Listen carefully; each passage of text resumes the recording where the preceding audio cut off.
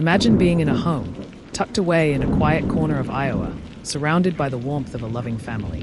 The sound of children's laughter echoes in the rooms, their innocent voices filling the air. But behind these walls, something sinister stirs. The night is about to turn into a nightmare that would go on to haunt a town for over a century. In the early hours of June 10, 1912, the peaceful town of Villisca, Iowa, was shattered. What happened inside the Moore family's home that night is a mystery that still remains unsolved today. A brutal, chilling massacre, an entire family, 6 innocent lives, taken in the blink of an eye. But what makes this crime even more disturbing?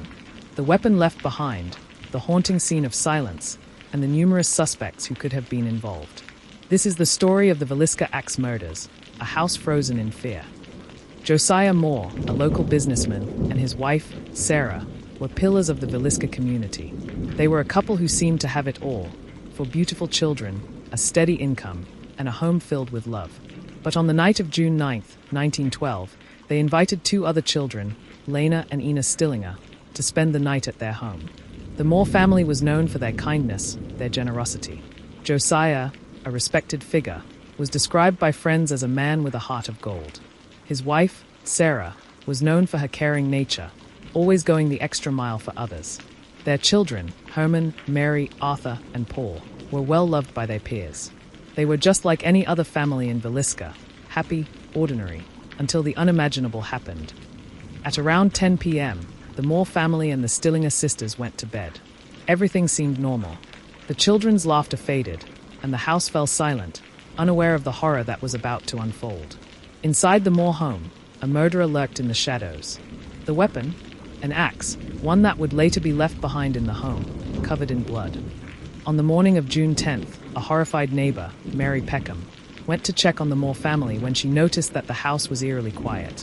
When she peered through the window, she saw that the curtains were drawn. Something wasn't right.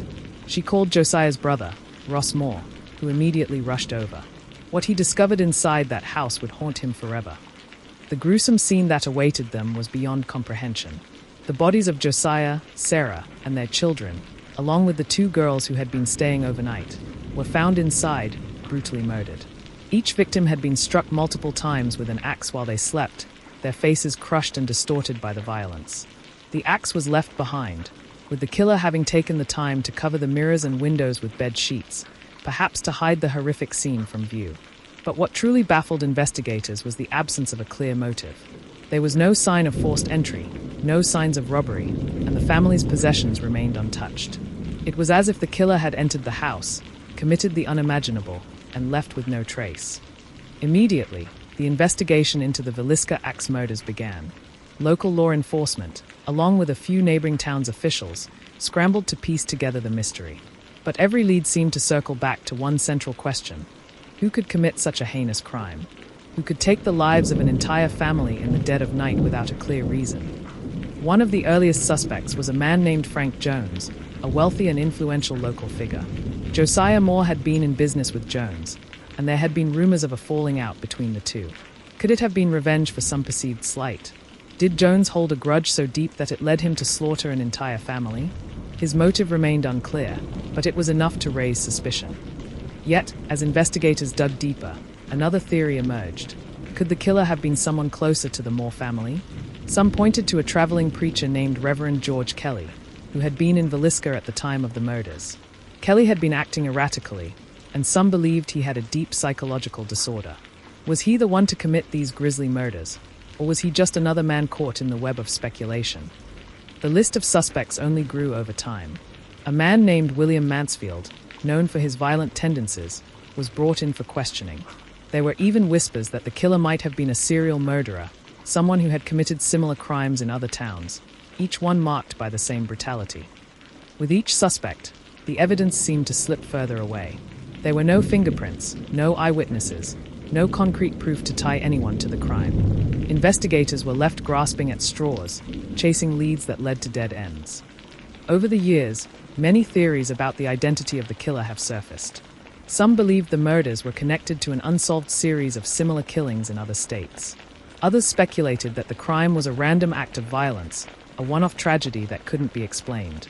But despite numerous attempts, the case remains unsolved. As the years passed, the Villisca axe murders became more than just a crime. They became a legend, a chilling story passed down through generations.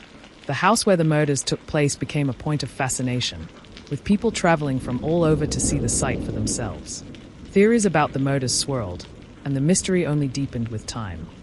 Some believe the killings were a random act of violence, a crime of opportunity. Others argue that the killer had been targeting the Moore family for some time, waiting for the perfect moment to strike. And then there are those who believe that the crime was not one act, but part of a larger pattern, the work of a serial killer who would go on to commit other unsolved murder. The Villisca axe murders continue to haunt the town of Villisca, Iowa. The house, now a museum, stands as a testament to a family lost, a mystery unsolved. The question still remains: who did this, and why? Was it one person, or more? What could have driven someone to commit such a horrific crime? We may never know the true answer, but the search for justice continues, and perhaps one day, someone will uncover the truth that has eluded investigators for over a century. If you found this story as chilling and unsettling as we did, don't forget to like, subscribe, and click the bell for more true crime content. Share your thoughts and theories about the Villisca axe murders in the comments below. Could the killer still be out there? Or have we missed something vital in this mystery? We'll keep digging, and we want you to join us. Thank you for joining us here at True Crime Hub, where we dive deep into the dark corners of the past to uncover the truth behind the most mysterious and haunting cases in history. Until next time, stay vigilant, stay curious, and never stop seeking justice.